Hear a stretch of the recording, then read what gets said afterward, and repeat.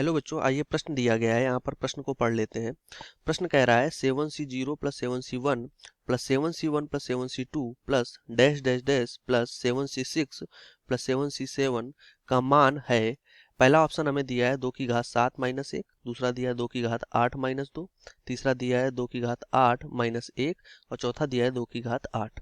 ठीक है, तो इस प्रश्न को हल करने से पहले इस प्रश्न के लिए हम यहाँ पर क्या करते हैं, मुख्य अवधारणा को देख लेते हैं। मुख्य अवधारणा, तो इस प्रश्न के लिए जो हमारे पास मुख्य अवधारणा बनती है, तो यहाँ पर जो हमारे पास सी होता है संचय मतलब की होता है, इसकी एक हमारे पास गुणधर्म जो होते हैं उसका उपयोग यहाँ पर हम करेंगे। तो इसका गुणधर्म होता है N C r plus N C r minus one equal to होता है n plus one C r के। ठीक, एक दूसरा गुणधर्म और आपने पढ़ा होगा, एक होता है N C zero plus N C one plus N C two और plus dash dash dash N C N तक, ये इक्वल होता है 2 की घात n के। ठीक, इन दो गुणधर्मों के आधार पर हम क्या करेंगे, इसको यहाँ पर इसका मान यहाँ पर ज्ञात करेंगे। तो प्रश्न में हमें क्या दिया गया है उसको हम पहले लिख लेते हैं। ये दिया गया है 7C0 प्लस 7C1 और ब्रैकेट ये बंद है, फिर ये प्लस दूसरे ब्रैकेट में लिखा है 7C1 प्लस 7C2 प्लस फिर यहाँ से डैश डैश डैश और यहाँ पर लगा हुआ है प्लस, फिर है 7C6 प्लस 7C7। ठीक, इसका मान हमें यहाँ पर ज्ञात करना है।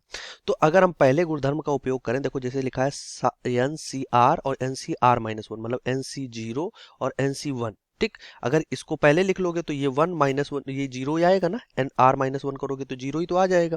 तो इसकी जगह हम क्या लिख सकते हैं, यहाँ से लिख सकते हैं n plus one C r, मतलब कि 8C1। ठीक, प्लस ऐसे ही इसकी जगह क्या लिख सकते हो, 8C2 प्लस ऐसे ही डैश डैश डैश चला जाएगा ये, फिर प्लस आखिरी में ये जो हमारे पास ये लास्ट वाला पद लिखा है, इसकी जगह क्या लिख सकते हो, 8C7।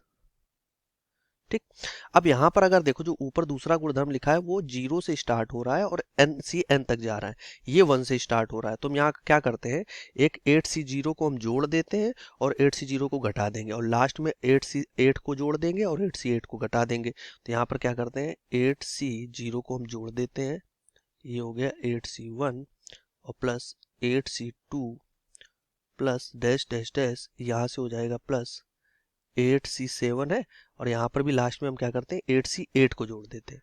अब जो जोड़ा है उसे हमें घटाना भी पड़ेगा, तो यहाँ पे हम क्या करेंगे, उसको घटा देंगे।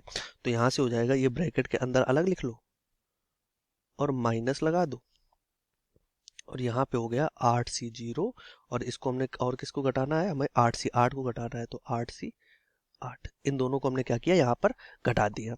अब यहाँ पर इसकी जगह तो हम पूरा लिख देंगे 2 की घात n, और यहाँ पे n पदों की संख्या कितनी हो जाएगी, यहाँ पे n क्या है, यहाँ पे n हमारे पास क्या था, जो हमारे पास n ऊपर जो चल रहा था, तो ऊपर यहाँ पे कितना लिखा है 8, तो 2 की घात हो जाएगा 8 और माइनस 8C8 का मान, 8C0 का मान क्या होता है 1 होता है, तो 8C0 का मान तो 1 हो जाएगा और फिर प्लस 8C8 का मान क्या होता है, इसका मान भी 1 होता है, तो यहाँ से ये भी 1 हो जाएगा। क्योंकि हम यहाँ पर जानते हैं कि जो हमारे पास NCR होता है ये इक्वल होता है फैक्टोरियल n अपान होता है फैक्टोरियल r और यहाँ से होता है n माइनस r।